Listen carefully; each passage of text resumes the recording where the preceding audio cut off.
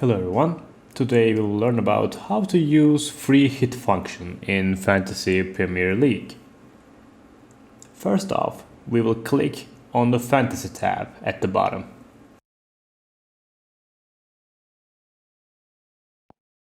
Then we will click on the Transfers button.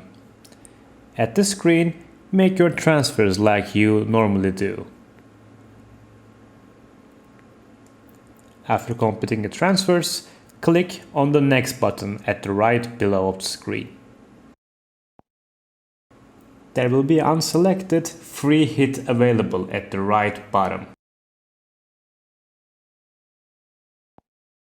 Click on it, and after you click the confirm, we will use the free hit function in Fantasy Premier League. Don't forget that your team will return to its previous stage after this week. Thanks for watching. I hope to see you guys in the next video.